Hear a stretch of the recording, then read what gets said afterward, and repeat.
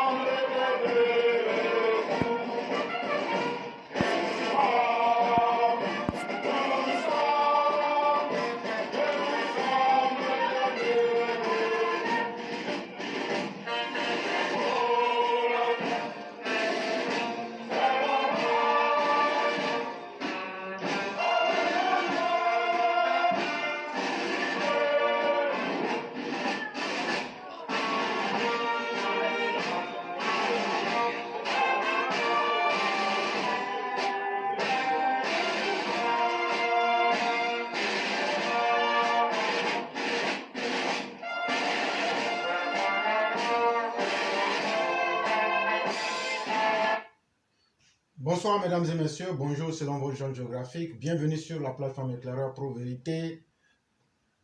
Aujourd'hui est un jour de joie pour nous parce que nos dignes, vaillants soldats, comme nous donnent les informations, seront très certainement en Côte d'Ivoire à partir de 18 h en ce samedi 7 janvier 2022. Et la source de l'information nous vient de l'avenir.ci qui nous dit ceci. Les 46 soldats ivoiriens détenus au Mali depuis le 10 juillet 2022 regagneront Abidjan ce samedi 7 janvier 2023 à partir de 18 h. Selon une source bien introduite, l'avion qui doit récupérer les soldats a déjà décollé. Les 46 éléments, dont 30 issus des forces spéciales, transitent par Lomé où ils seront récupérés par les autorités ivoiriennes pour la Côte d'Ivoire. L'avion devrait atterrir à l'aéroport international Félix Houphouët-Boigny de Port-Bouët peu après 18 h. Une cérémonie d'accueil sera organisée à laquelle leurs familles pourront participer. Déjà en Côte d'Ivoire, les groupes de soutien se mobilisent pour réserver un bel accueil aux soldats. Il est prévu un déferlement humain aux abords de l'aéroport et les abords du boulevard Valéry jusqu'à Destin. Et mesdames et messieurs, nous sommes tellement fiers de notre armée que j'allais lancer un message. Beaucoup ne comprendraient pas. Je demande aux omis de se calmer. Je répète, je demande aux omis de se calmer. Je répète, chers omis, calmez-vous. On peut régler cela autrement. Nous avons 4 sujets à développer. Et le premier sujet est un hommage aux forces spéciales de la Côte d'Ivoire. Je suis un volontaire servant ma nation avec honneur et fidélité. Le silence et la discrétion sont pour moi des règles d'or. Soldat d'élite, je m'entraîne sans relâche. Je m'entraîne pour la guerre, pour me battre et pour gagner. Ultimum, nous sommes. Rescursum, le dernier recours. Je sers avec honneur, sur et hors du champ de bataille. La mission est sacrée et je dois l'exécuter même au péril de ma vie. Chaque force spéciale est mon frère d'armes et je lui apporte la solidarité que j'accorde aux membres de ma famille. Ultimum, nous sommes. Rescursum, le dernier recours. Je m'attends à être commandé et à commander. J'ai 2 oreilles, 2 yeux et une langue pour que j'observe et écoute plus que je ne parle. Fier, je me montre toujours élégant, digne. Ultimum, nous sommes. Rescursum, le dernier recours. J'irai partout où le devoir m'appelle, à la rencontre des ennemis, même si je suis le seul survivant. Et je les vaincrai parce que je suis mieux entraîné que eux et le ciel est avec moi. Et je jure ne jamais trahir mon serment, ma nation, l'État et mes frères d'armes. Ultimum, nous sommes. Rescursum, le dernier recours. Soyez les bienvenus chez vous, soldats. Vous continuez votre mission qui est de protéger les institutions et l'intégrité du territoire national.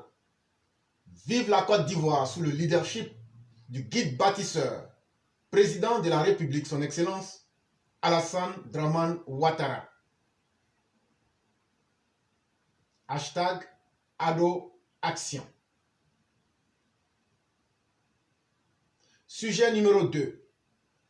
Quand la jeunesse ivoirienne fuit le bagoïsme pour donner son destin au président Alassane Dramane Ouattara. La jeunesse ivoirienne s'est arrachée d'elle-même aux griffes sanglantes et à l'emprise aliénante de M. Laurent Gbagbo au terme d'une prise de conscience individuelle et collective après sa terrifiante traversée décennale du tunnel du crime, de la mort et de l'indignité. Ce n'est pas Ouattara qui tente d'arracher la jeunesse ivoirienne à Gbagbo. Comme l'écrit cette une des journaux de propagande de ce parti. C'est la jeunesse ivoirienne elle-même qui s'est arrachée aux griffes sanglantes et aliénantes de M. Laurent Gbagbo, qui ne lui offrait d'autre perspective que le sombre destin d'un enregistrement milicien de chair à canon et d'exécutrice des basses œuvres d'un ethno-nationalisme divisionniste et guerrier.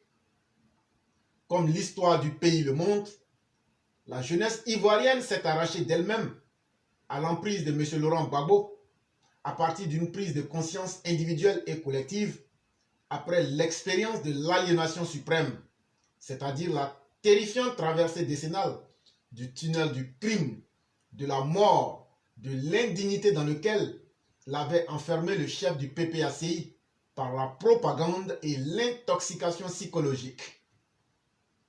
La jeunesse ivoirienne a confié d'elle-même, par un choix libre et responsable, son destin au président Alassane Ouattara, qui lui offrait l'alternative de l'éducation, de l'autonomisation morale et intellectuelle, de la dignité, de l'émancipation personnelle et professionnelle.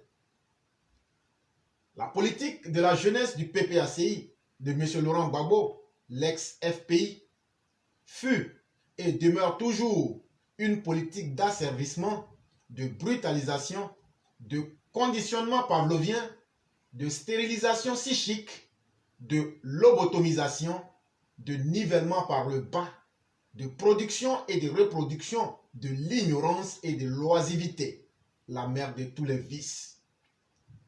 Cette politique de reproduction et de production de la médiocrité au moyen de l'enregistrement milicien de la jeunesse, de sa brutalisation, de sa lobotomisation, est destinée à stériliser les forces vives de la nation, à tuer l'avenir au profit du passé, à reproduire l'autocratie, la tyrannie, la dictature, à assurer la continuité du régime de l'oppression et de l'inégalité contre la démocratie, à forclore le régime de la liberté et de l'égalité. N'est-il pas hautement significatif que les jeunes cadres dirigeants nouvellement promus au PPACI de Laurent Gbagbo soient des figures les plus emblématiques de la jeunesse milicienne du parti, qui se firent remarquer par des actions caractéristiques sur le terrain du combat contre la démocratie, contre le régime du suffrage universel. C'est un texte de notre père Alexis Diette. Sujet numéro 3. L'addiction aux délices du pouvoir d'État conduit au délire. Une politique dynamique est un ensemble de paradigmes qui permettent de corriger l'instinct de conservation chez l'homme politique pour le faire progresser dans l'humanisme en vue de corriger en lui et dans ses relations avec les autres sa gourmandise et son égoïsme, afin qu'il soit un sujet de droits et de devoirs en phase avec ses concitoyens et non au mépris de ceux-ci. Tout parti politique qui s'aventure à réduire l'espace politique à ce jeu ignoble, à l'ignorance du choix et de la volonté de la majorité populaire militante et sympathisante, ou à force d'exclure sans cesse des cadres valeureux militants, des compétitions électorales inclusives sur fond de népotisme, favoritisme, clientélisme et de copinage, finit par s'éclater. Est-ce à cela que le RHDP aspire?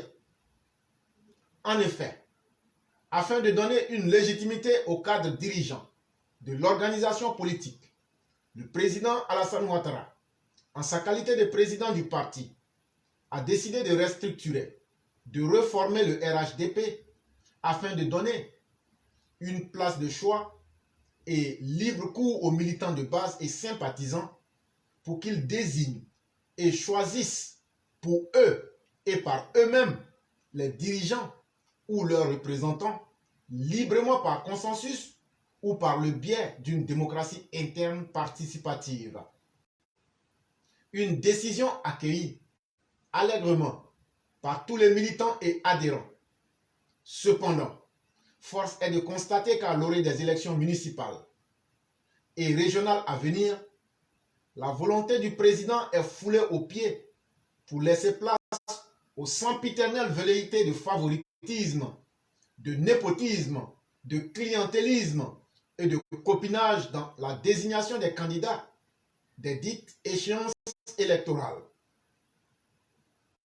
Les pontes du pouvoir sont organisés en petits groupes d'initiés, de clubs d'amis, à l'effet de rafler tous les postes électifs, nonobstant le cumul des postes administratifs et politiques dont ils sont honorés.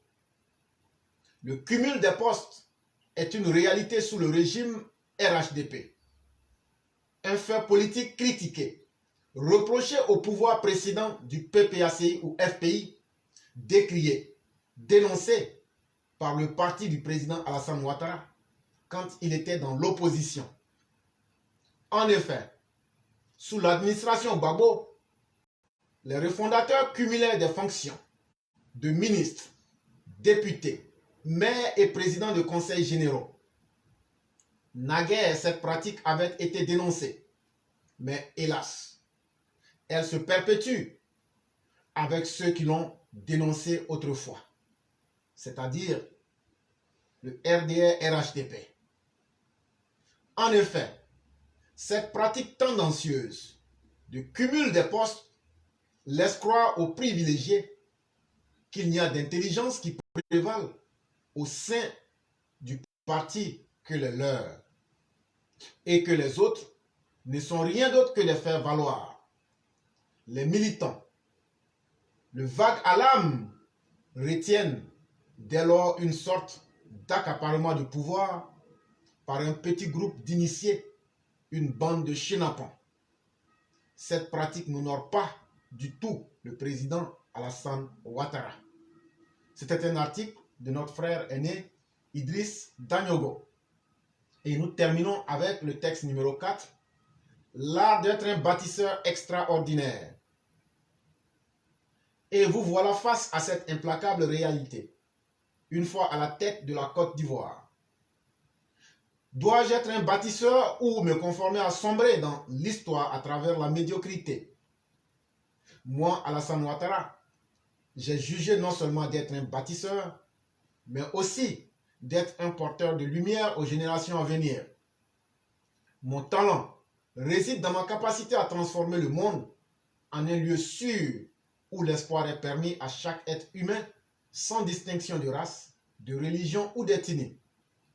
Quand je réalise ces milliers de kilomètres de routes bitumées, ces échangeurs, autoroutes, hôpitaux, écoles, lycées, collèges, universités, villes et villages électrifiés, localités servies en eau potable et châteaux d'eau, programmes sociaux, augmentation historique des salaires de plus de 15%, rayonnement diplomatique, stabilité économique à caractère exponentiel sur plus de 13 ans, pacification du climat social, sécurisation des populations, liberté de circulation, liberté de la parole, ouverture démocratique, élégance dans la gouvernance du peuple, et j'en passe. C'est bien pour ouvrir les portes de l'espoir à tous les enfants de notre chère Côte d'Ivoire. Avec moi, c'est le développement qui ira dans toutes les bourgades et les contrées les plus reculées de notre patrie. Je suis la source d'espoir qui efface la médiocrité, l'anti-progrès. Le monde se doit d'aller vers l'évolution. Et moi, je suis la machine qui trace ses sillons. Notre avenir commun connaîtra des jours encore meilleurs grâce aux éléments de développement que je réalise aujourd'hui. Pour ce faire, travaillons à propulser la Côte d'Ivoire encore plus haut dans son développement multidimensionnel. Avoir en soi l'âme d'un homme d'État couplé à un esprit de bâtisseur hors norme n'est pas chose ordinaire. Ces grands hommes, ces génies bâtisseurs comme Alassane Ouattara doivent être encouragés, magnifiés et honorés pendant qu'ils sont encore parmi nous. Alassane Ouattara aura fait le choix d'être parmi les immortels. Ses chefs-d'œuvre témoigneront positivement de son passage sur la terre. Les générations futures se demanderont, mais qui était cet alchimiste? La réponse sera la suivante. Il était Alassane Dramane Ouattara, l'homme providentiel, l'étoile Sirius, le bâtisseur qui a su démontrer son amour à la Côte d'Ivoire à travers la construction des grandes œuvres d'utilité publique. La marque des grands hommes a toujours résidé dans les actes qu'il lègue à la postérité. C'est pourquoi l'on dira, sans se tromper, qu'Alassane Ouattara aura été plus grand que les pharaons bâtisseurs de pyramides. C'est pourquoi il mérite amplement le titre d'Alassane Ouattara, le pharaon suprême. C'était un texte écrit et lu par Éclaireur Pro Vérité. Mesdames et messieurs, nous avons terminé avec les présentations. Sur ce, je vais appeler notre mère Blanc pour qu'elle puisse nous faire la lecture de son brillant texte qu'elle a eu à écrire depuis hier.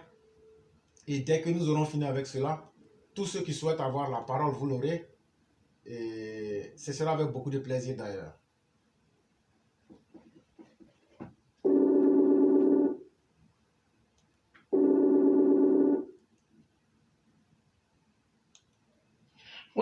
Oui, Oui, bonjour. Bonjour, chère mère. Comment allez-vous? bonjour mon cher fils, je vais très bien, merci. Dieu merci. Et le week-end, ça se Et je passe? souhaite que tous les... Ok. Oui. Ok. Donc, vous avez la parole. Ce soir, Vous avez un problème de positionnement? Ça s'entrecoupe. Ah, je vais m'éloigner. Ok. Vous me direz si ça va. Oh là là. Ok. C'est bon là? Oui, ça va. Je pense que ça va. Oh, ok. Donc, le titre, c'est une énième déconvenue. Nous vous le disions il n'y a pas si longtemps. Et nous le réitérons aujourd'hui. La vie politique de la Côte d'Ivoire, depuis l'accession du président, son Excellence Alassane Dramane Ouattara, est un véritable cas d'école. Et pour les Ivoiriens, et pour les pays limitrophes. Chaque événement politique, qu'il soit endogène ou exogène, semble nous donner définitivement raison. La prise en otage des 49 soldats ivoiriens par la junte de putschistes au pouvoir au Mali véhicule en cela plusieurs leçons dont il faut s'inspirer. Qui sont les preneurs d'otages en fait? En réalité, ce ne sont pas ceux que l'on croit. Les véritables coupables de cette mascarade ne sont autres que l'opposition ivoirienne. Ces preneurs d'otages s'appellent Henri Konan Bédié, Gbagbo Laurent et Soro Guillaume. Si nous ne pouvons pas dire avec certitude le coût du maintien de nos vaillants soldats au Mali, nous pouvons affirmer avec certitude que le putschiste Assimi n'était qu'un instrument aux mains des opposants. Le cerveau est bien Soro Guillaume. La preuve, les va-et-vient des chiens errants, de ces chiens errants entre Paris et Bamako. Mais ont-ils réussi leur mission qui était de pousser le gouvernement Ouattara à entrer en guerre avec le Mali pour ensuite profiter de ces deux hommes pour perpétrer un renversement? Que nenni! Et c'est bien une des leçons que notre excellent président a su imposer. Il sait mieux que quiconque que la pire tare d'un décideur est la crise de nerfs. Alors, depuis le début de cette provocation, Cyrus en avait les tenants et les aboutissants. Il avait une visibilité que même les acteurs eux-mêmes n'avaient pas. Tous les juristes sensés vous le diront. L'arrestation, la condamnation, puis la relaxe de nos chers militaires lève le voile sur le caractère grotesque de la chose. Prado a eu une longueur d'avance, encore une fois, sur cette organisation mafieuse internationale.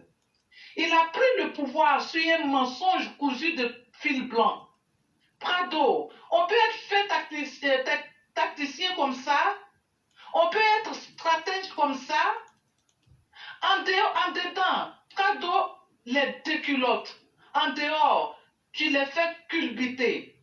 Tu es un champion toute catégorie. Même leurs oiseaux de mauvais augure chargés de relayer les fausses informations ont disparu du radar. Où est passée Chakone, celle qui a mangé son vomi? Ils ont cru pouvoir déstabiliser Prado, mais ils avaient oublié cet adage qui dit que la bave du crapaud n'atteint pas la blanche colombe. Ils sont un ramassis d'incapables. Si l'on prend l'exemple du presque nonagénaire, le monstre froid, le caïd venu de l'eau d'après lui-même, c'est un véritable gouffre financier qui s'est imposé encore une fois. En dehors des 5 milliards perdus dans les méandres du CNT, combien le Nigo a encore misé dans cet énième fiasco? Une énième déconvenue de l'opposition. Ces malfrats ont bu le Nyamaboudi que le Prado leur a concocté jusqu'à la lie. Et en prime, il leur a foutu son méchant caniban, dont lui seul a le secret de fabrication. Prado, c'est pas l'homme, c'est génie. Merci beaucoup, mon fils. Chère mère, je ne sais même pas s'il faut vous dire merci quand je regarde la puissance de ce texte qui couvre en même temps tous les événements d'une très belle manière. Je vous dis effectivement, quand on a un leader comme Alassane Ouattara, on ne peut qu'être les hommes les plus fiers. Et vous l'avez bien dit, Alassane Ouattara n'est pas Alassane Ouattara parce qu'il le veut, mais c'est parce qu'il en a l'étoffe. Et quand on a vu la maestria avec laquelle il a su gérer cette histoire, et l'intelligence, et surtout la froideur d'esprit des hommes et des hommes grands, avec laquelle il a pu bien gérer cette histoire, on ne peut qu'être fier de lui. Imaginez-vous un dirigeant qui panique et qui se laisse guider par ses sentiments ou par les sentiments extérieurs. Cela nous aurait conduit à l'erreur fatale. Et je dis aussi merci à l'armée de la Côte d'Ivoire. Quand je dis l'armée, je parle de toutes les composantes qui sont restées dignes. Parce qu'à travers ces événements, on venait de vous accuser, chacun d'entre vous, d'être des faiseurs de coups d'État, mais au-delà d'être des exportateurs de coups d'État.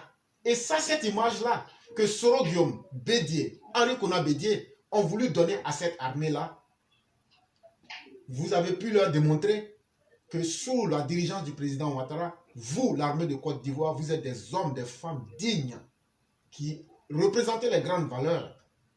Contrairement à ce que Henri Konan Bédié, Laurent Gbagbo et Soro Guillaume avaient voulu prendre pour vous salir à l'extérieur. Et donc soyez salués, chers soldats. Vous êtes grands parce que vous avez un grand chef qui s'appelle Alassane Ouattara. Mais vous êtes encore plus grands parce que vous et votre chef, vous êtes en harmonie dans la pensée et dans vos actions. Cela ne peut que vous rendre plus puissants. Et c'est ça qui fera que l'ennemi ne pourra jamais vous vaincre. Et c'est votre discipline, votre sens de l'honneur qui fait que même les Nations Unies auront toujours besoin de vous. Parce que vous représentez aujourd'hui la meilleure armée de l'Afrique francophone en Afrique subsaharienne. Chère armée de Côte d'Ivoire. Et c'est pourquoi je vais répéter pour une 4e fois. Les omis, on peut négocier, on peut trouver une solution. Ne faites pas de bruit. Je n'ai pas envie de trop parler. Mais le conseil que je vous donne là, écoutez-moi très bien. Si vous n'écoutez pas là, c'est pas bon aussi. Et donc, chère mère, vraiment, merci infiniment. Merci pour ce beau texte. Merci. Et aujourd'hui aussi, c'est en même temps un jour de joie pour nous. Parce que ceux qui ont dit que nos soldats étaient des étrangers, des Libériens, des Sierra Leonais, des mercenaires, lorsque la parodie de séance de jugement a eu lieu, si vous lisez le document, ils disent que contrairement aux rumeurs que ces 49 personnes sont toutes des Ivoiriens. J'aimerais que les uns et les autres retiennent ça d'abord. Deuxième chose, ceux qui avaient dit qu'ils s'inquiétaient, comme Laurent Gbagbo et ses sbires qui s'inquiétaient pour les Ivoiriens, qui étaient à l'extérieur, injustement arrêtés, j'aimerais leur dire que l'histoire est toujours une répétition, mais c'est en face de ces répétitions qu'on voit la valeur des hommes. Alassane Ouattara n'a jamais dit qu'il abandonnait ses soldats. Je mets quiconque au défi de me prouver que Alassane a dit « je ne les reconnais pas ». Et allez, quand on vous envoie, sachez vous envoyer. Mais contrairement à Laurent Gbagbo, qui en avait eu un cas similaire mais qui n'a pas assumé et qui a dit à ce monsieur qui s'est fait condamner aux États-Unis, quand t'envoies, il faut savoir t'envoyer. Un chef qui abandonne ses éléments n'est pas un chef digne. Et donc, ce n'était pas un tel indigne comme Laurent Gbagbo qui allait être mis pour essayer de négocier comme il le voulait désespérément. Malheureusement, il voulait se faire de la visibilité, mais à travers la mauvaise manière, à travers les mauvaises personnes comme la Pulchérie, la Galeuse et bien d'autres personnes. Et malheureusement, toutes leurs tentatives ont lamentablement échoué. Je me souviens de ce jour où Soro Guillaume a bel et bien rencontré Pulchérie Balé et lui a donné une feuille de route. Comment venir déstabiliser à travers la communication et les masses. Comment essayer de distraire et de désavouer la position officielle du gouvernement qui est restée toujours la même. Nous reconnaissons ce soldat.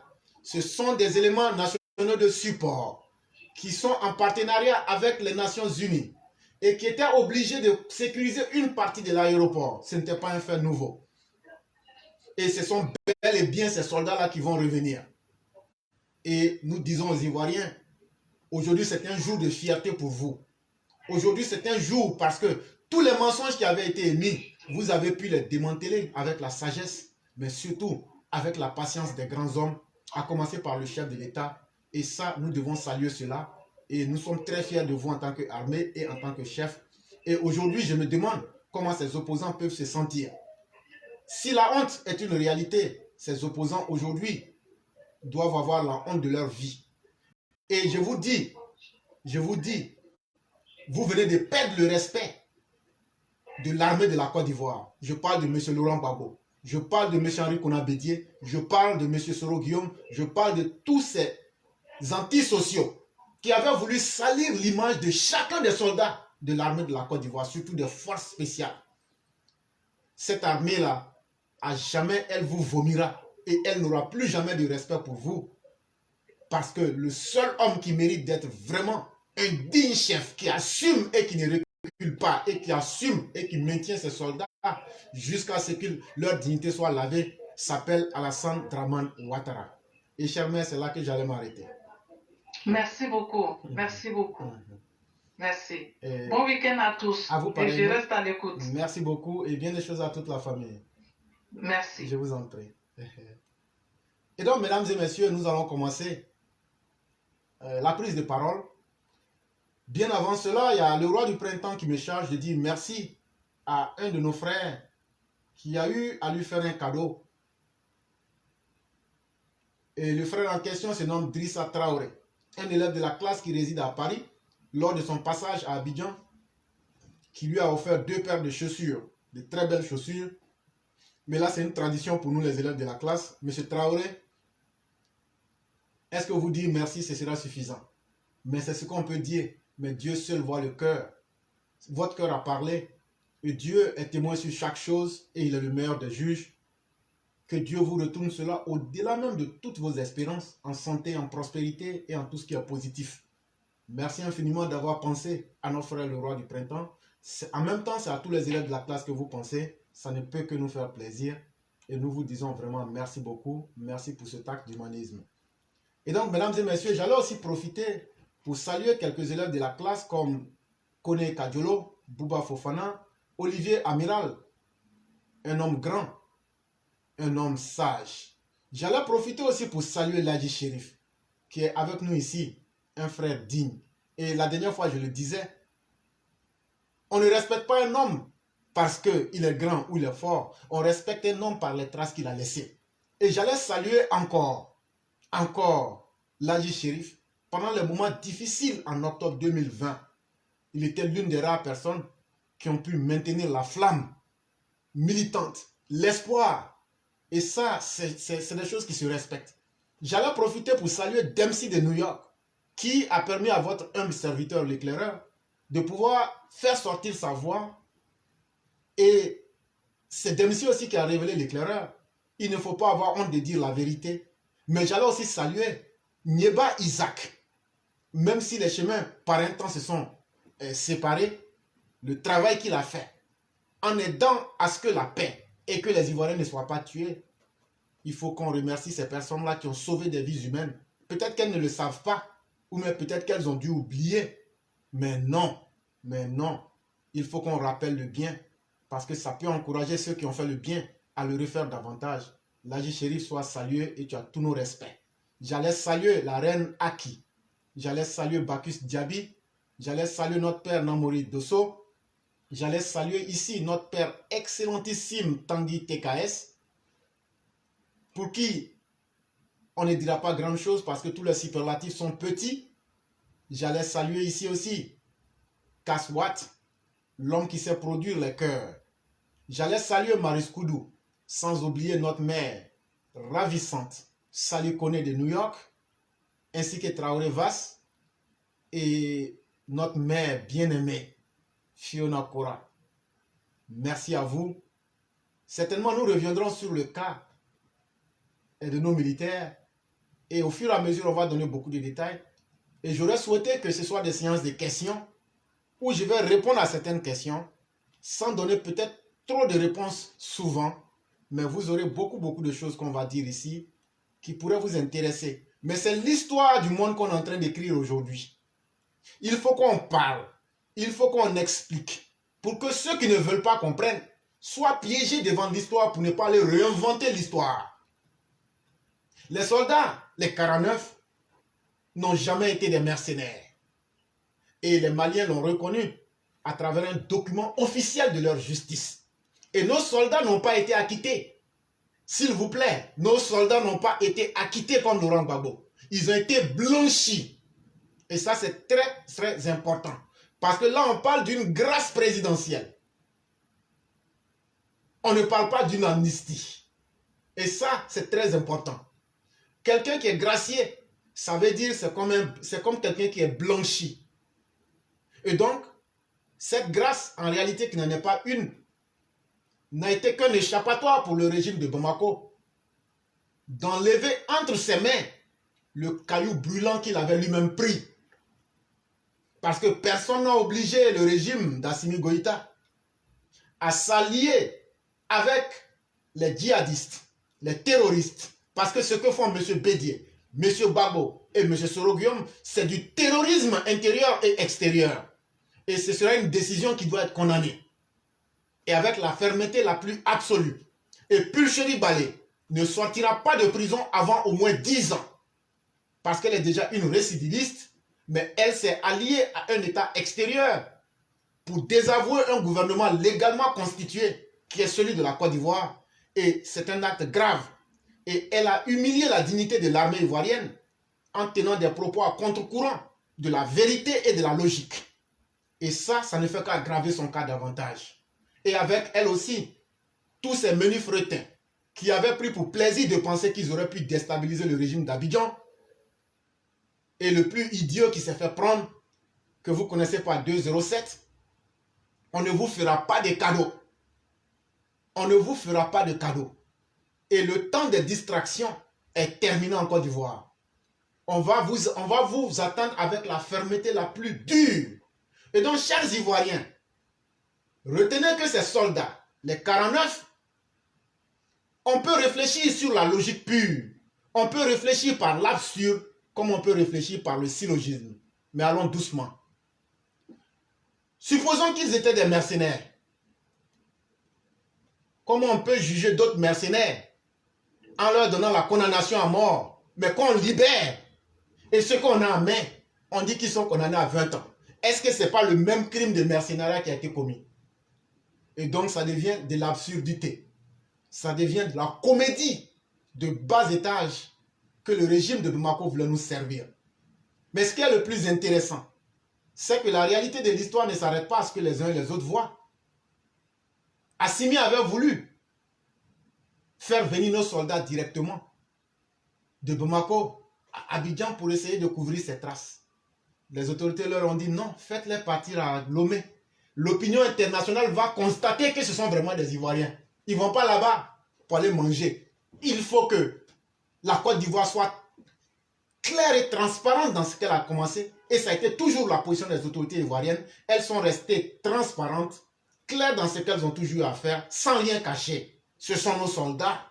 Nous demandons leur libération. Et le président Alassane Ouattara a toujours été clair. La négociation avec lui ne se fera pas avec des conditions qu'on va lui imposer. Je ne connais pas le contenu du mémorandum qui a été signé, mes chers tous, je peux vous assurer que Alassane Ouattara n'est pas un homme à faire du commerce facile, à engager sa dignité sur le faux, loin de là.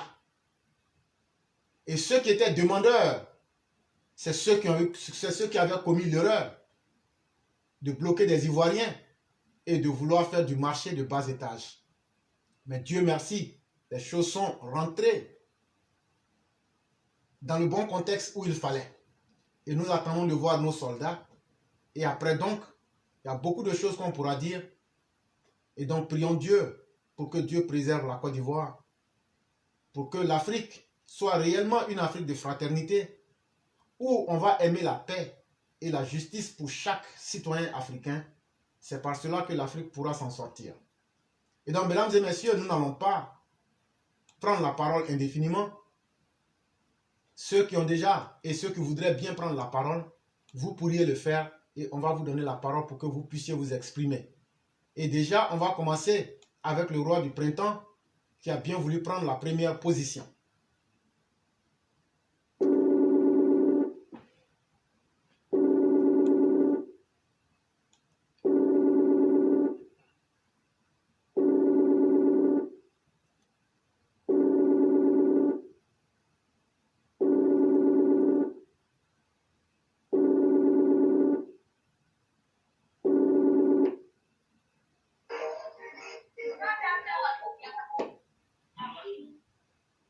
Allô? Oui, bonsoir le roi du printemps.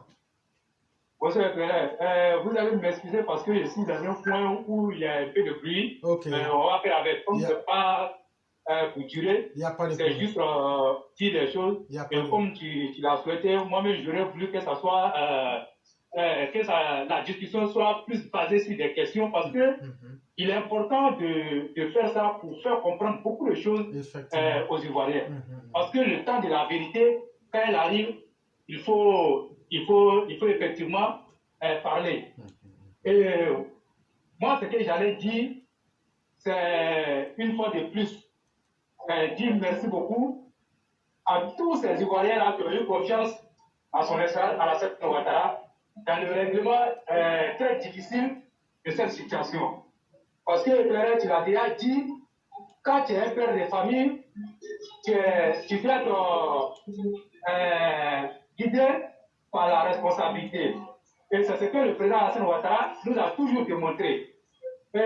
Souvenez-vous, au début de cette affaire, il y a eu trop de choses qui ont été dites à ce sujet.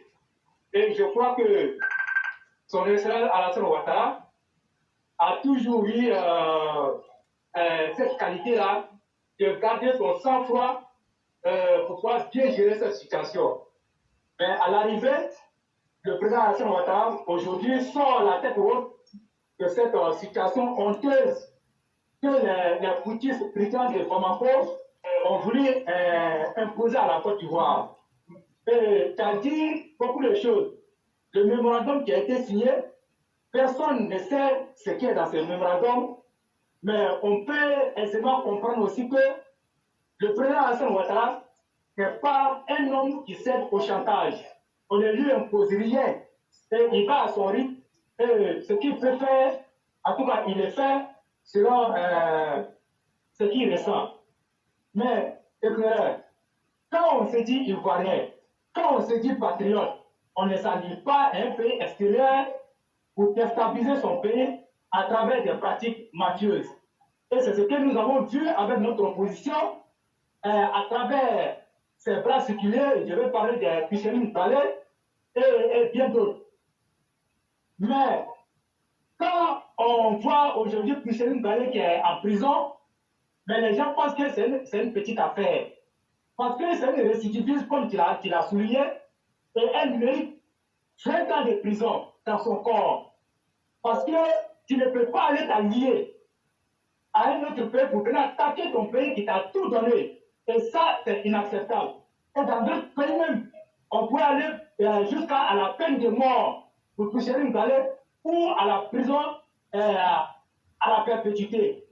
Mais en Côte d'Ivoire, on a toujours eu ce truc-là. Non, on est entre nous, il faut être indulgent, on va aller à la réconciliation, mais on va à la réconciliation avec des personnes qui cherchent toujours à déstabiliser le pays. Et trop c'est trop, il faut que ça s'arrête là. Et moi, je dis aux Ivoiriens, le président Alassane Ouattara vient encore de donner une belle leçon à la classe politique, comment on appelle, africaine. Je ne vais même pas me limiter seulement à la Côte d'Ivoire. Il faut aller plus loin. Parce que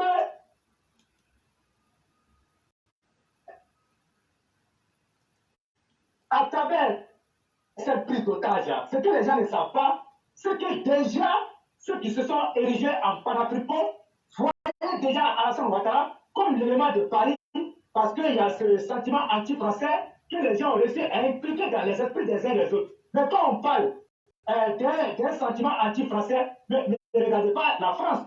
Il faut des chemins détournés pour atteindre le président Alassane Ouattara. Et c'était tout. Mais par cette prise d'otage-là, il pensait qu'il pourrait avoir la peau du président Alassane Ouattara, mais c'est mal connaître le président Alassane Ouattara. L'homme que vous avez dit que c'est un économiste, aujourd'hui il est devenu un agrégé de la politique. Et il vous enseigne la politique. Et il sait comment il se prend en politique. Et ça s'appelle du Alassane Ouattara. Moi, je le dis à qui veut l'entendre. Et Alassane Ouattara peut être une institution à part entière pour nous, la jeune génération.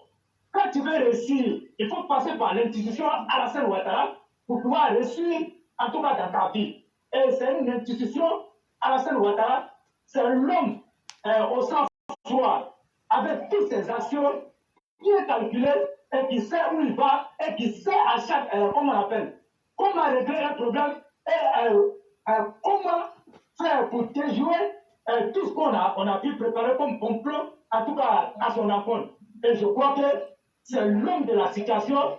Et moi, je le dis, regardez le silence de nos opposants. Les opposants qui ont tiré sur tous les toits, ce sont des mercenaires. Qu'est-ce que vous partez chercher dans le pays des gens? Si ce n'est pas pour aller déstabiliser un gouvernement, qu'est-ce que vous cherchez là-bas? Ils sont où ces deux-là des opposants improductifs qui comptaient sur le coup d'État pour pouvoir renverser le pouvoir du président Alassane Ouattara? Aujourd'hui, ils sont tous muets. Où sont les cyberactivistes, comment on appelle, qui se disaient politologues du Mali? Ils sont où aujourd'hui? Pourquoi ne partent-ils pas? Qu'est-ce qui a changé? Ou encore, est-ce que les Ivoiriens, le terme des mercenaires qu'ils ont prononcé, pourquoi ils ne disent plus des mercenaires? Pourquoi aujourd'hui ce sont des Ivoiriens? Donc, allez-y comprendre que ce que j'ai dit, le sentiment anti-français, les gens ont voulu détourner ça pour mettre Alassane Ouattara et le renverser pour pouvoir affaiblir la Côte d'Ivoire et permettre aux terroristes de rentrer sur le sol ivoirien parce que la Côte d'Ivoire, c'est la porte d'entrée du Côte de Guinée et c'est la porte de sortie. Quand tu gagnes la Côte d'Ivoire, tu as pris toute l'Afrique de l'Ouest. Et c'est ce que les gens ont tenté de faire. Mais ils ont oublié qu'ils ont en face d'eux un homme multidimensionnel, un homme respectable, un homme qui connaît tous les rouages de la politique, un homme qui connaît tous les rouages de l'économie.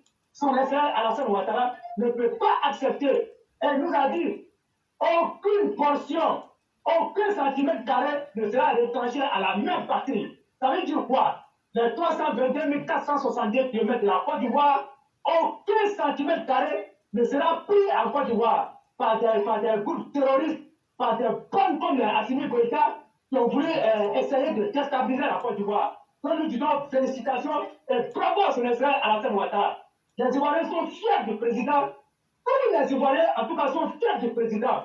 Aujourd'hui, regardez la joie qui anime aujourd'hui ce peuple vaillant de Côte d'Ivoire. Allez-y à l'aéroport. Tous les Ivoiriens aujourd'hui, en tout cas la grande majorité, ceux qui ont le temps sont aujourd'hui à l'aéroport pour accueillir, pour dire un akouaba à nos vaillants militaires qui étaient en mission commandée dans le cadre de la mission de l'ONU. Mais est-ce que si on n'aime pas le Mali, si tu n'aimes pas ton voisin, quand tu vois sa maison brûler, mais tu t'en fous, même si sa maison brûle, mais ce n'est pas ton problème.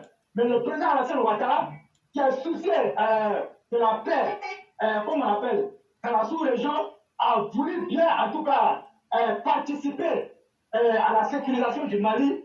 Mais aujourd'hui, le président Alassane Ouattara, sa gentillesse lui est retombée dans le visage. Et je crois que, souvenez-vous, toute action, on a toujours une leçon à tirer d'une action. Et ça, je peux vous assurer que la leçon est bien rentrée et nous avons beaucoup appris de par cette prise de d'Otaïa. La Côte d'Ivoire, et je le dis à qui veut l'entendre, et il faut dire la vérité aux gens. L'action qui vient de se passer entre la Côte d'Ivoire et le Mali fera tâche d'huile. Et les relations ne seront plus jamais au beau fixe entre la Côte d'Ivoire et le Mali. Ça peut choquer les gens, mais c'est ça. Parce qu'on ne peut pas comprendre qu'après avoir tous ces Maliens qui sont ici en Côte d'Ivoire, les Maliens qui sont allés se marier, comme on appelle au Mali, tout l'argent de la mariage est quitté ici en Côte d'Ivoire. On appelle ça le fournafolo. Tout est quitté ici en Côte d'Ivoire. Mais quand on vient être ingrat avec la main qui t'a tout donné, la main qui t'a lavé, la main qui t'a fait sortir de la saleté, on ne peut pas accepter. Et moi, je dis, restons derrière le président. Moi, j'ai l'habitude de dire ici que son intérêt à la fin Ouattara, quand il veut prendre une décision, il la prend.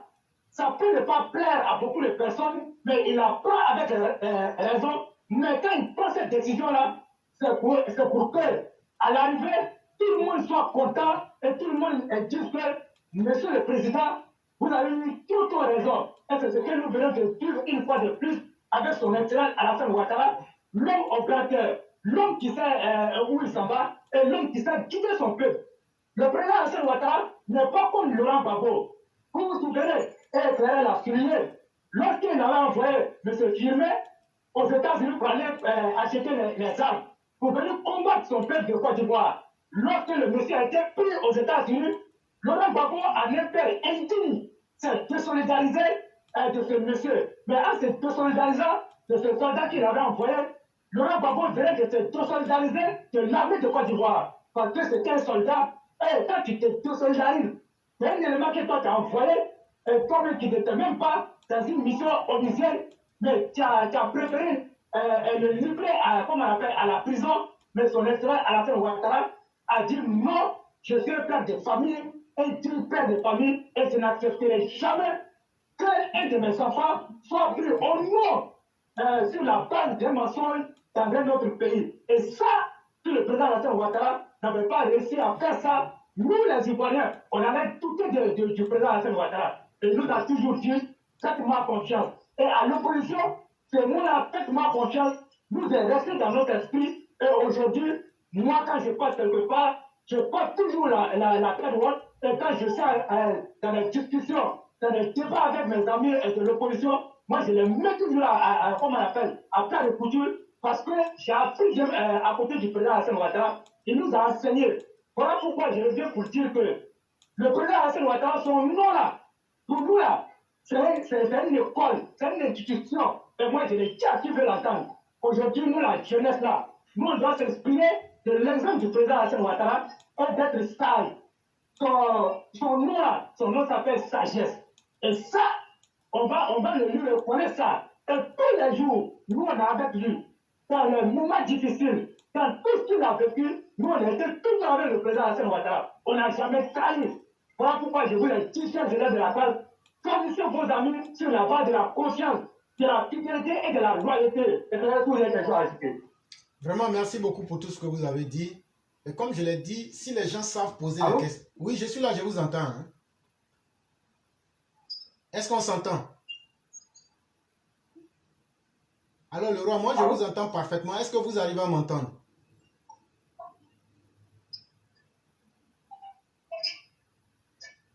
Allô? Il me semble que le roi ne nous entend pas. Est-ce que nous, on vous entend parfaitement? Est-ce que vous nous entendez? Ok. Donc, la communication ne pourra pas avoir lieu. On va essayer une dernière fois. Si ça ne passe pas, on va essayer de progresser. Allô? Allô? Oui, est-ce que tu nous entends? Parce que nous, on t'entend parfaitement. Allô? Allô? Oui, le roi du printemps, nous, on t'entend parfaitement. Ok. Et donc, c'est ce que je tenais à dire. Et dire que nos soldats, nos vaillants soldats, vont arriver à l'aéroport international Félix Houphouët-Boigny à 18h. Et je vous assure qu'Abidjan Sud est en déposition Et chaque personne ne veut se laisser compter cet événement parce que nous, on a fait des nuits blanches et nous sommes restés ici sur la plateforme. On a beaucoup parlé aujourd'hui. On peut être fier que le président Hassan Ouattara a réussi, en tout cas là où des personnes ont livré leurs propres soldats. Franchement, chers élèves de la classe, merci beaucoup. Et nous remercions la CEDEAO, son excellence Paul Estima, Nyassimbe et Yadema, Macky Sall, Mbalo Sissoko, Mohamed Bazoum, toutes ces personnes qui se sont impliquées dans le règlement de cette situation, nous leur disons merci beaucoup. Le peuple ivoirien sera toujours reconnaissant à ces personnes-là, à toutes ces institutions sous-régionales qui ont milité pour qu'enfin nos soldats retrouvent la mère patrie et afin de rejoindre leur famille. Sincèrement éclairé, c'est ça aussi le leadership du président Hassan Ouattara. Quand vous avez un président comme ça, vous n'avez pas peur de le suivre parce que vous savez qu'en toute situation compliquée, il va vous sortir de cette situation. Et là, il vient encore de nous démontrer la grande sagesse qu'il a et que cette sagesse-là doit aussi nous inspirer, nous la jeune génération. Sur ce éclairage, je dis merci beaucoup à tout le monde et toutes ces personnes qui sont habitantes, qui peuvent se retrouver à l'aéroport. On vous invite à l'aéroport. La RTI est en train de retransmettre l'événement là en direct. Ceux qui ne pourront pas se déplacer pourront rester devant leur petit écran pour suivre l'événement parce que chez nous, c'est un événement majeur. Parce que les gens ont trop menti. Aujourd'hui, la vérité, c'est sûr. Dans le communiqué d'Abdel Maïga, leur porte-parole, regardez la mine qu'il avait. Il n'avait pas la mine sereine. Il était beaucoup gêné parce que tu ne peux pas. Voilà pourquoi on vous a dit. Quelle que soit la longueur de la nuit, le jour viendra. Aujourd'hui, la vérité est sûre. Nous, on est heureux. C'est le Mali qui a honte dans cette affaire-là. Et moi, je le dis. Pour plus quelqu'un va nous dire que la Côte d'Ivoire et le Mali, ce sont des pays frères. On n'est pas pays frères. Parce qu'on ne fait pas des choses comme ça qu'on fait. Aujourd'hui, on est devenus des ennemis. Moi, je le dis à qui veut l'entendre. Et vous pensez que cette situation-là va finir avec la Côte d'Ivoire et puis le Mali? Non, hein? Et Assimi Goïta le sait. Et je vais vous dire qu'Assimi Goïta est en train de négocier une audience avec le président Hassan Ouattara. Une audience en cours. Il négocie une audience avec le président Hassan Ouattara. Et il a fait des confidences à ses proches que les mois à venir seront très compliqués pour le Mali. Aujourd'hui, Assimi Goïta se retrouve à courir après le président Hassan Ouattara. Et vous allez voir, peut-être les semaines à venir, Assimi Goïta viendrait ici à Abidjan. Mais à qui la honte? Est-ce que c'est le président Hassan Ouattara qui a honte encore dans cette affaire? Non! Quand tu as raison là, tu ne précipites pas pour parler. Quand tu as la raison, tu te calmes. Tu as toujours le sang-froid. Voilà pourquoi vous avez vu. Le président Hassan Ouattara, ou bien le Conseil de sécurité de notre État, n'a produit que peut-être 4 communiqués. Mais le Mali, dans son mensonge, dans sa propagande, faisait tous les jours des communiqués, voire même 2 communiqués par jour. Mais qu'est-ce qu'il faisait courir Assimi Goïta et les 4 autres colonels climatisés? C'est parce qu'ils n'étaient pas sur la vérité. Sinon, quand tu as la vérité avec toi, tu ne cours pas. Et bien, on dit la danse qui vient vers toi là. Tu ne tires pas ton coup pour regarder cette danse-là. Et tu sais que c'est à côté de toi, la danse là va finir. Ou encore, quand tu sais que tu dois manger les haricots comme la nourriture du jour, tu ne cours pas derrière l'eau. Sachant très bien que quand tu finis de manger ces haricots-là, tout ce que tu auras à faire, c'est de boire l'eau toute la journée. Et le Mali et la Côte d'Ivoire, nous on sait comment on va les attraper. Un pays très enclavé, un pays qui n'a pas de ressources, un pays désertique, avec des analphabètes à la tête de ce pays. Un pays où il y a 90% de la population est analphabète. Et c'est 10% seulement qui manipule un peuple. Voilà pourquoi on vous dit, chaque peuple mérite son dirigeant. Le Mali mérite ce président-là, mais la Côte d'Ivoire mérite le président Hassan Ouattara, parce que la Côte d'Ivoire est composée d'un peuple très civilisé et clair. Si vous avez des choses à ajouter. J'allais d'abord vous dire merci infiniment, le roi du printemps. J'espère qu'on s'entend, parce que c'est important dans ce que j'allais dire. Si on ne s'entend pas, on ne pourra pas faire ce que j'ai envie de dire. Est-ce que tu arrives à m'entendre?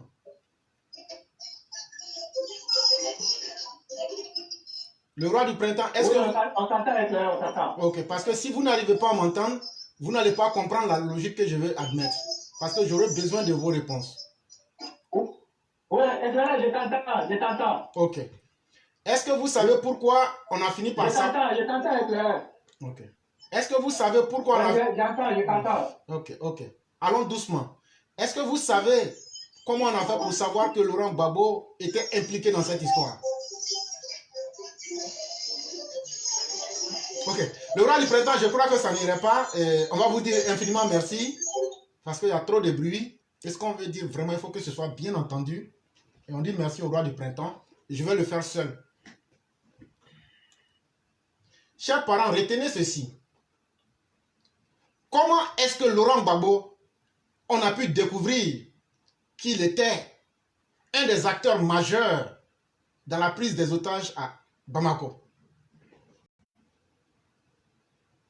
Ce qu'il faut comprendre, c'est que dès la prise des otages, sinon même avant la prise des otages, c'est Soro Guillaume qui a proposé l'idée là. Parce que, si vous vous souvenez très bien, au mois d'avril 2022, Franklin Nyamsi a fait 2 voyages. Entre avril et mai, il est parti 2 fois à Bamako. Et quand il est parti là-bas, il a demandé à Assimi Goïta, il dit, donnez-nous 6 mois. Donnez-nous 6 mois, vu que Alassane aujourd'hui est devenu celui-là qui ne va pas accepter que vous vous imposez. Et l'homme aujourd'hui qui est devenu l'image même contre les coups d'État en Afrique de l'Ouest, donnez-moi 6 mois, nous on va déstabiliser la Côte d'Ivoire à partir du Mali, et comme ça, vous allez pouvoir vous imposer et faire des élections et Assimi sera réélu. Allez reprendre les vidéos antérieures de Franklin Nyamsi. Franklin Nyamsi disait comme ça à Assimi Goïta qu'il va très mal finir, qu'il finira mort ou qu'il finirait en prison et que Assimi était un inculte, un analphabète qui ne pouvait ni diriger le Mali, encore moins aspirer à être le chef d'un État comme le Mali.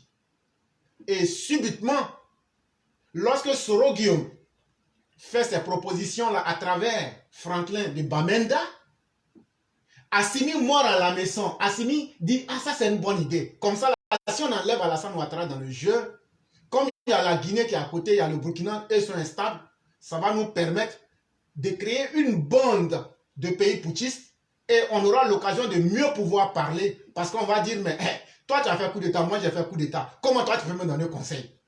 Et donc, il fallait balayer les chefs d'État qui étaient bien élus.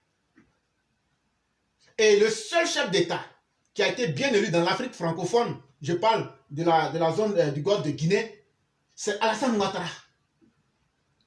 Et c'est pourquoi dans leur discours aux Nations Unies, vous avez vu le monsieur s'est attaqué. Il dit non, que ce n'est pas Alassane Ouattara de leur donner des leçons, qui n'a qu'à aller voir comment il a été élu. En fait, tous les discours là, en ce cas ils ont fait, je vous avais dit que c'était des discours de Soro Guillaume et de sa bande. Et donc, ils se disent quoi? Si on arrivait à enlever Alassane Ouattara, ça allait être une bonne chose. Et comme ça, ça allait faciliter la tâche.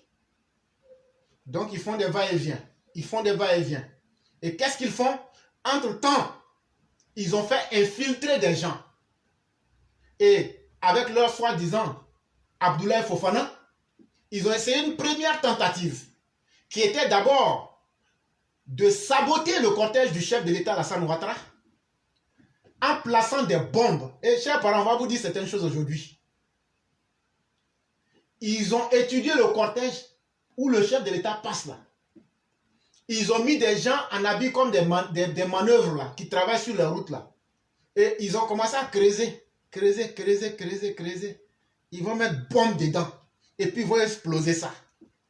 Parce que bien avant, souvenez-vous, ils ont fait venir des cyberactivistes à Abidjan. À un moment, vous avez vu un déferlement de cyberactivistes. Avant qu'on attrape Fofana là. Ces cyberactivistes là étaient venus pour voir les positions des différents responsables qui pouvaient être des problèmes pour eux. Et c'est pourquoi vous avez vu ces cybermendiants être venus et ils voulaient se faire recevoir par toutes les autorités. C'était du repérage. Et c'était en complicité. Ils ont tous ces cyberactivistes ont reçu de l'argent de Soroguium pour ce sale boulot. Et moi, effectivement, en ce temps, j'ai appelé au bureau du président de la République pour dire ces cyberactivistes que vous recevez là, voilà les conséquences. Si vous voulez vous continuer à les recevoir, si vous voulez vous arrêter, mais voilà, c'est très dangereux ce que vous êtes en train de faire pour vous-même. Et donc, ces cyberactivistes-là étaient obligés, parce qu'ils ont pris l'argent de Soroguium, de donner les positions maintenant. Ah, ils ne sont plus dans l'ancien palais, ils sont dans l'ancien. Moi, je connais là-bas, moi, je ne vais pas donner ces détails-là, mais de donner les détails des uns et des autres. Là, quand c'est comme ça, lorsqu'ils auraient attaqué, ils ont donné donc toutes ces informations-là à Fofana Abdoulaye, qui était sur le terrain. Il a laissé sa barbe, il pense qu'on ne le voit pas. Donc, dès qu'il a quitté l'Europe, il a transité par le Burkina. Là. On savait. Ils l'ont laissé faire. Mais il n'est pas venu en Côte d'Ivoire directement. Il allait d'abord au Mali. Il allait là-bas. Lui, avec les Soroïstes et autres là, avec les Assimi, ils ont bien fait le coup avant maintenant qu'il ne repasse par le Burkina pour revenir maintenant en Côte d'Ivoire. Mais il ne savait pas qu'il était pris en filature. Donc quand il est venu maintenant, il est venu avec assez d'argent. Et non seulement ça, les gens lui avaient dit qu'ils avaient préparé des potions mystiques et qu'il ne serait pas vu. Et qu'il peut passer inaperçu. Et donc, il faisait ses courses, ses micmacs, il faisait ses déplacements, il a fait tous ses repérages. Pour eux, une fois qu'on arrivait à déstabiliser le cortège d'Alassane Ouattara, automatiquement, les forces à partir du Mali là, allaient déstabiliser le nord de la Côte d'Ivoire. En complicité avec le groupe d'Assimi. Malheureusement pour lui, il a dit que l'homme a 3 péchés. Quand ta bouche là, c'est pas où parler là, ça va te mettre dans le problème. Quand tes oreilles là, toi tu veux entendre tout là, un jour tu auras propagation, on va dire il était là. Mais ce qui est devant toi là, ça aussi là, c'est un péché. Il a sa femme, hein, mais il sortait avec une prostituée. C'était une Guinéenne. C'est cette prostituée-là qu'il a vendue moins cher. Elle a vendu à 2 millions. Et puis elle est rentrée en Guinée au froid. Donc on l'a attrapé au carrefour de l'hôtel du Golfe. C'est là-bas qu'il a été attrapé. Quand ils l'ont attrapé, là, il a pissé dans sa culotte. Il demande pardon. Il demande pardon. Je ne vais pas rentrer dans tous les détails. Quand il a arrêté, il veut jouer les durs. Que non, lui, il ne parle pas, lui, il veut avocat. On dit, il n'y a pas de problème. On dit, il n'y a même pas de problème. Ce n'est pas avocat que tu veux. On va te donner un salade. Et puis on va mettre viande dessus. Et puis on va mettre omelette dessus. Et puis on va mettre riz couché dessus. Et puis on va mettre sauce graine dessus. Et puis on va mettre ketchup. Et puis on va te... Ce n'est pas avocat que tu veux. On va tout te donner. Les gens n'ont rien dit. Oh. Les gens, comme c'est avocat que tu veux, il n'y a pas de problème. Nous, on va aller voir. Comme c'est riz couché, nous, on mange là. Tous ces repères qui étaient dedans là. Tous ces repéros, tous ceux avec qui il était en train de... Ils ont fait le coup là. Les gens n'ont rien dit. Quand ils finissent là, on dit, bon, il y a tel qui nous a dit telle chose. Hein. Ah, Abdoulaye dit, hein? Après encore, on dit, ah, il y a tel qui était dedans. Voilà ce que lui aussi il a dit. Hein. Abdoulaye, il s'est vu pris au piège. Ah, il n'a plus demandé avocat. Hein. Il dit, lui, il va parler maintenant, il va collaborer. Entre-temps, ils avaient mis des mouvements des soroïstes au Burkina là-bas pour essayer d'influencer sur les événements pour qu'eux puissent attaquer aussi à partir de la frontière nord, à partir du nord-est. Donc quand ce coup-là a été gâté maintenant, je vais parler du coup d'Abdoulaye, ça a été un coup dur pour eux parce qu'ils ont dépensé beaucoup d'argent. Qu'est-ce qu'il faut faire maintenant? Il faut rentrer maintenant en communication directe avec Bamako une deuxième fois et Soroguium certainement avec l'appui de certains traîtres. Je ne veux pas trop dire ce que je sais sur ça d'abord. Ils vont informer les gens de Bamako qu'il y a un contingent ivoirien qui arrive. Si vous arrivez à les arrêter, porté une accusation que c'était des forces qui viennent pour déstabiliser le pays. Et une fois que vous aurez fait ça, ça va engager la dignité de la Côte d'Ivoire. Et connaissant l'homme Alassane Ouattara, qui n'est pas violent, il va chercher à négocier avec vous. Et dans la négociation, vous lui imposez ce que vous voulez, mais en arrière-plan, ce que nous et vous, on a décidé là. En réalité, ce n'est pas une négociation. Il faut qu'on essaye de le frustrer au maximum pour l'amener à faire une erreur. Parce qu'en réalité, si vous remarquez du début jusqu'à la fin, rien n'a changé. Alassane Ouattara a dit, je les reconnais. Alassane Ouattara a dit, vous allez les libérer sans condition. Alassane Ouattara a dit, on ne change pas notre position. Mais du début jusqu'à la fin, la position de la Côte d'Ivoire est restée la même. Donc, qu'est-ce qui a changé? En fait, il n'avait pas prévu la capacité d'intelligence d'Alassane Ouattara. Il n'avait pas prévu l'intelligence diplomatique d'Alassane Ouattara. Il n'avait pas promu. Il y a beaucoup qui disent, mais pourquoi Alassane n'a pas mis les candidats haut? C'est vrai, c'est vrai. Mais même s'il l'avait fait, les gens auraient dit qu'on a quelque chose à cacher.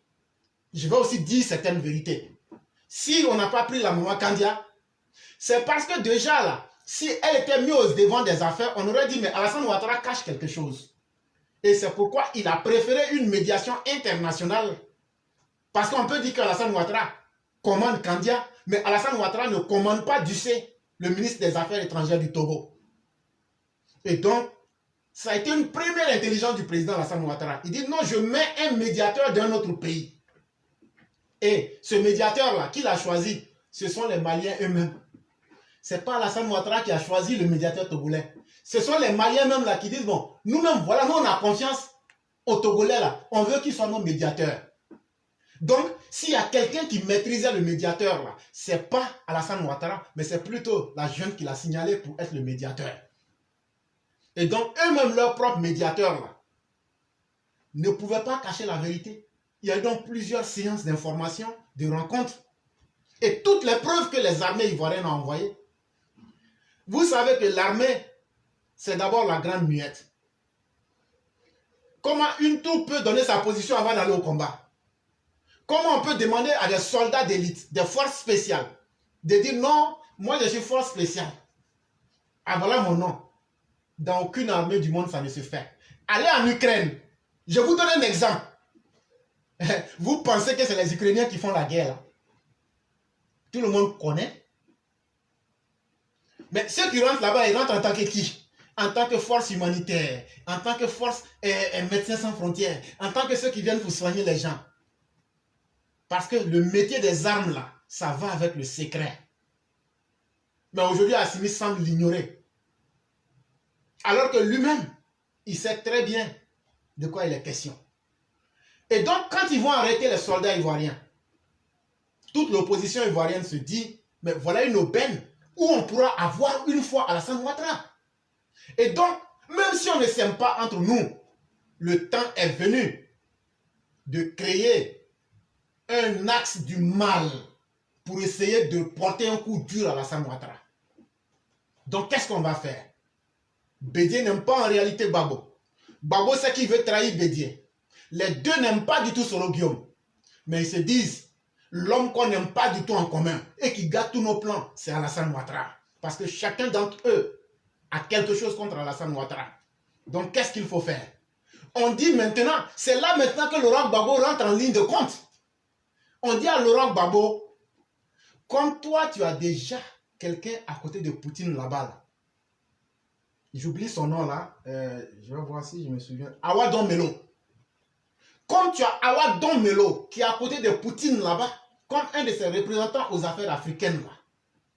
Donc, essayez de convaincre les Russes d'apporter leur soutien au régime de Bamako et comme ça, ça va compliquer davantage la situation. Et donc, Awa Don Melo, à travers Laurent Gbagbo, commence un lobbying très puissant auprès des Russes pour essayer de dénigrer l'État ivoirien, mais surtout de dire qu'il faut apporter tout le soutien à la junte afin de pouvoir déstabiliser la sous-région ouest africaine. Mais vous savez que les États ne sont pas à la recherche des amis. Les États sont à la recherche de leurs propres intérêts. Les Russes demandent à Ouattara, mais nous on gagne quoi dans tout ça? Ils disent, mais si vous arrivez à bloquer la Côte d'Ivoire, à déstabiliser la Côte d'Ivoire, de facto vous prenez le golfe de Guinée. Mais ce qui est le plus intéressant, aujourd'hui vous êtes en conflit avec l'Ukraine. Mais de façon stratégique, vous pouvez déjà prendre l'Afrique. Si la France et les États-Unis vous prennent ou vous mettent en difficulté en face de votre voisin l'Ukraine, mais c'est totalement normal que vous aussi vous puissiez prendre leur position dans d'autres continents ou ailleurs dans le monde. Or aujourd'hui on sait que la France, son énergie est basée sur l'uranium qui vient du Niger. Voilà pourquoi ils sont contre le président du Niger là. Voilà la raison que je suis en train de vous expliquer.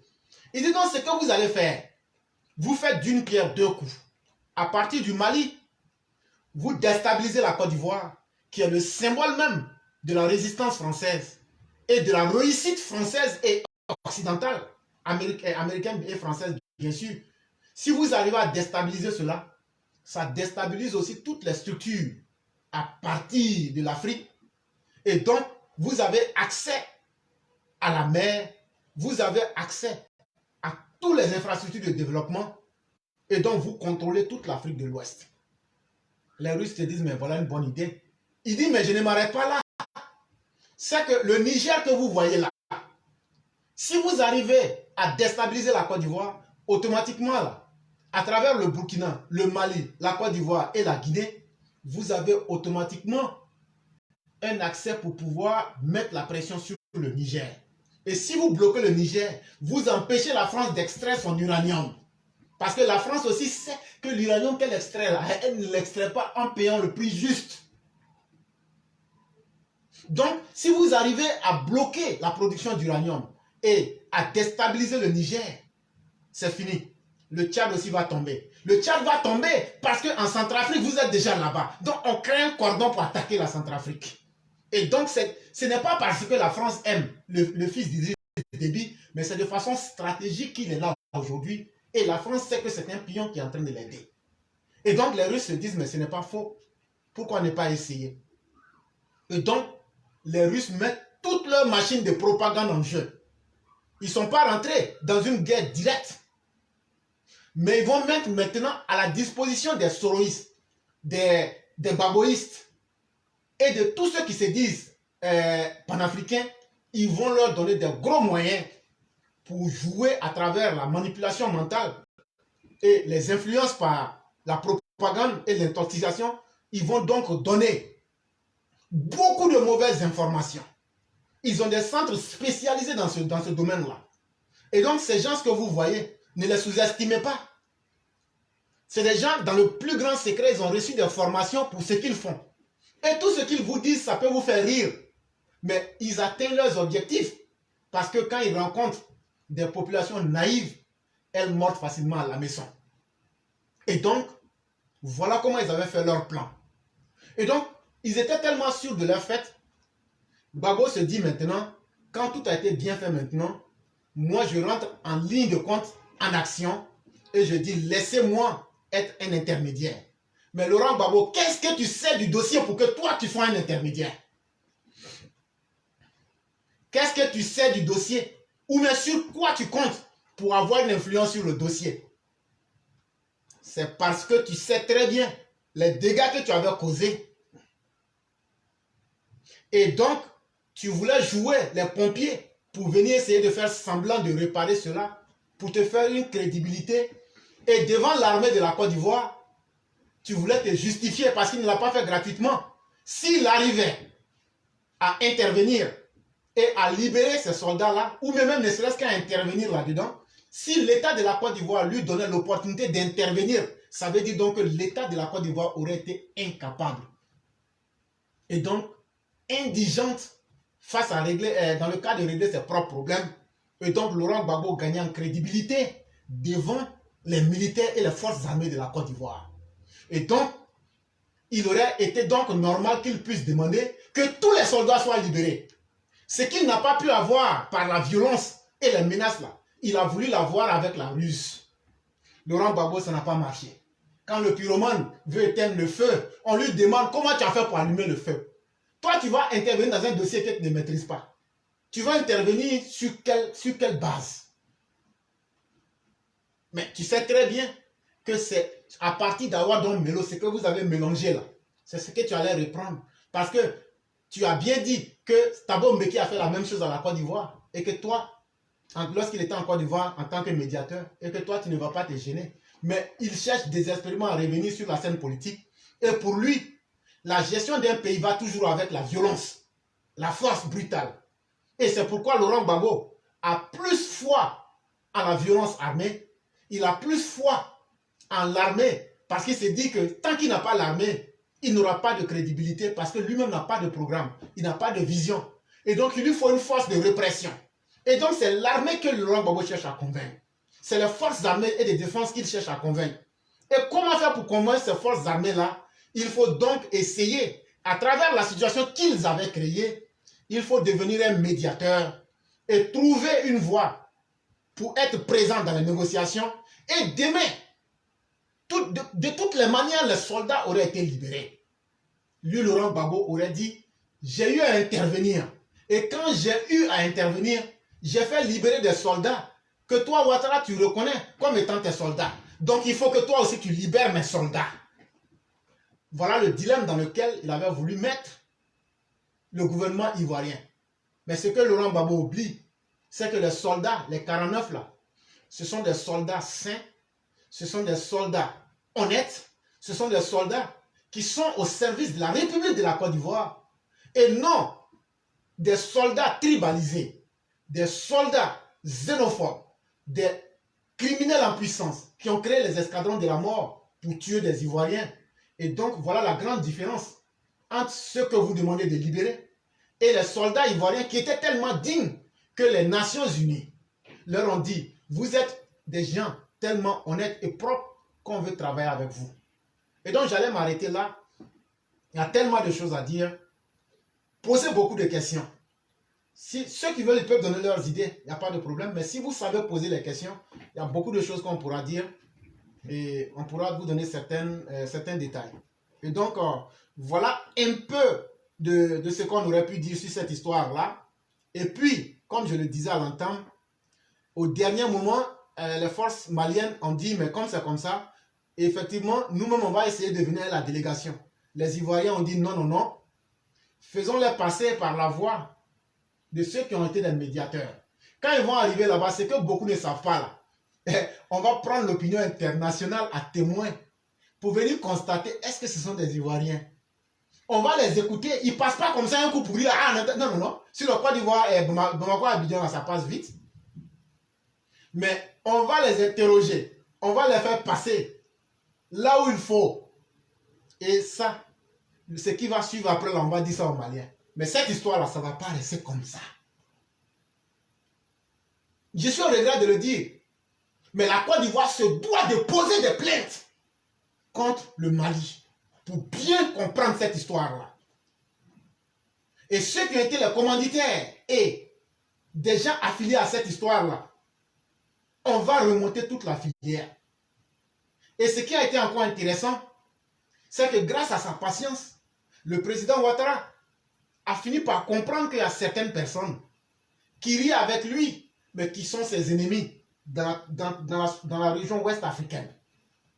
Et donc cette histoire-là, malgré le temps qu'elle a eu à prendre, là, ça a permis à beaucoup de personnes de se dévoiler. Et aujourd'hui, là, on a bien compris tout le problème. Ce n'est pas seulement en Côte d'Ivoire. On a bien compris tout le problème maintenant. On est là, on se regarde. Et donc, mesdames et messieurs, on va toujours continuer et on va prendre les personnes suivantes pour pouvoir essayer de continuer. Et donc, ils ont demandé qu'eux allaient venir directement avec les soldats. Le président leur a dit, avec les médiateurs, bien sûr, ivoiriens, non, non, non, suivons la même voie. Faites-les passer chez les médiateurs, ainsi de suite. Mais pourquoi ils avaient voulu faire ça? C'était pour avoir de la crédibilité. Là, comme ça, ils allaient dire non, nous, on est passé directement, on est venu leur remettre leurs mercenaires. Mais s'il y a des témoins au Togo pour constater que ce ne sont pas des mercenaires, quand ils vont venir en Côte d'Ivoire, là, on ne va pas nous dire que ce sont des mercenaires. C'est vraiment très important.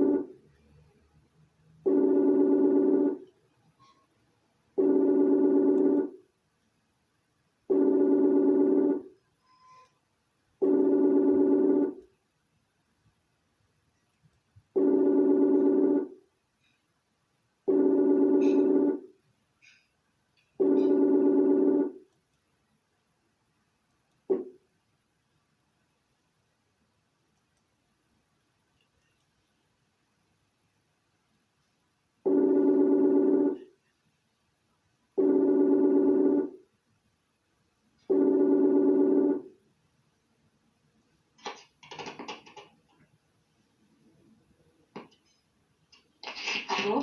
Oui, bonjour cher mère, comment allez-vous? Bonjour, monsieur Clara Pro-Vérité. Comment ça va? Ça va bien. Ah, Tu Dieu. m'attends très bien actuellement. Ok. Je vois les réseaux dans ce temps, ça me fait. Ok, il n'y a pas de problème. Donc, vous avez la parole. M'attends? Oui, on vous entend. Je salue tout le monde de la classe, les mamans de Charles. Monsieur Clara est tellement. Je suis dépassée, genre, je vais saluer quand même. Tu peux me donner, je vais faire un petit bout de chanson pour nos militaires. Il n'y a pas de problème. Être commando aux amants, c'est pas facile. Être militaire, amants, c'est difficile. Être commando aux amants, c'est pas facile. Je vais m'arrêter là. Puis je donne chapeau à nos papas. Si papa, si tu le suis, tu ne peux pas tomber dans les coups. Papa Alassane. Dieu crée chacun pour une mission. Et Alassane Ouattara, qu'il le veuille ou pas, va assumer. Et il assume dignement le rôle à lui assigné par Dieu dans sa destinée. C'est ça le plus important. Et il le réussit bien aussi. C'est ce qu'il faut saluer. C'est vraiment important.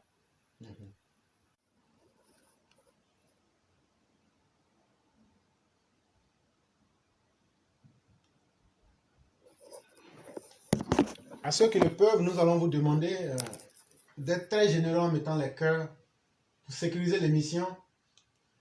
Sinon, à nous seuls, on ne peut pas vraiment tout faire. Et on vous demande, si vous le pouvez, sécuriser